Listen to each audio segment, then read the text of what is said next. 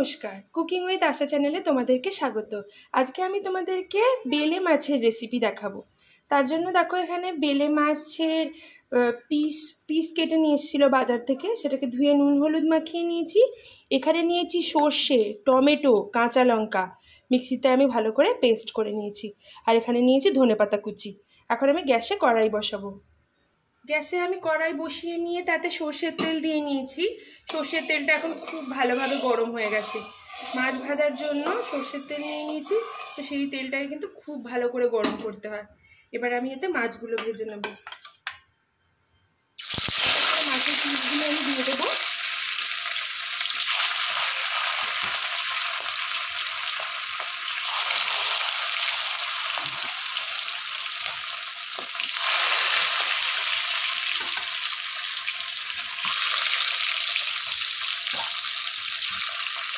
মাছগুলো একদিকটা ভাজা হয়ে গেছে, এখন আরেকটাতে তুলতে নেবো আমি।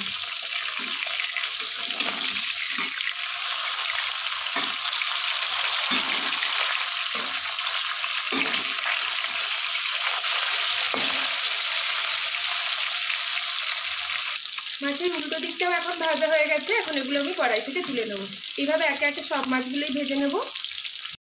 সব মাছগুলো আমার ভেজে তুলে নেওয়া হয়ে গেছে। এখন আমি এই তেলের মধ্যে অল্প একটু কালো জিরে ফোড়ন দেব।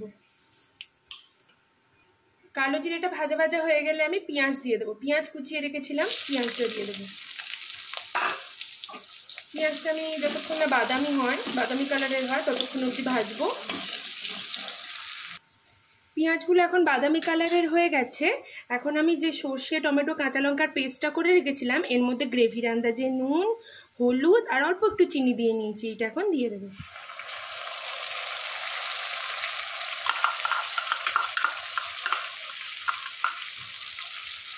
এটা দিয়ে আমি ঠিক 2 মিনিট মতো কষাবো, বেশিক্ষণ কষাবো না, কারণ সর্ষে যদি পুড়ে যায় তাহলে কিন্তু তেতো হয়ে যায় খেতে। এটা কিন্তু আমার 2 মিনিট মতো কষানো হয়ে গেছে। এখন আমি জল দিয়ে দেবো। তোমরা যতটা গ্রেভি রাখতে চাও ঠিক ততটা আন্দাজেই কিন্তু জলটা দিও। একটু ঝোলটা ফুটবে। ঝোলটা এখন ফুটে গেছে, এখন আমি এতে মাছগুলো দিয়ে দেবো।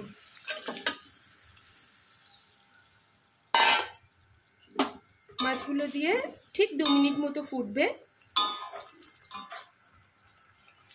ঝোলটা এখন 2 মিনিট হলো ফুটে গেছে। এখন আমি এতে ধনেপাতা ছড়িয়ে দেব আর অল্প একটু কাঁচা সর্ষের তেল দিয়ে দেব। দিয়ে আমি গ্যাসের ফ্লেমটা অফ করে দেবো। মাছটা আমি প্লেটে ঢেলে নিয়েছি সার্ভ করার জন্য। এটা কিন্তু গরম ভাতের সঙ্গে দারুণ হয় খেতে, এত দারুণ হয় খেতে। ঠিক এইভাবে করলেই না, এটা কিন্তু অপূর্ব সুন্দর খেতে হয়। তোমরা কিন্তু ঠিক এইভাবে করো, আর কেমন হয় আমাকে জানিও। আর আমার চ্যানেলটাকে সাবস্ক্রাইব করো, লাইক কমেন্ট শেয়ার করো, আর বেল আইকনটাও কিন্তু প্রেস করতে ভুলো না আমার নিত্য নতুন রেসিপির আপডেট পাওয়ার জন্য।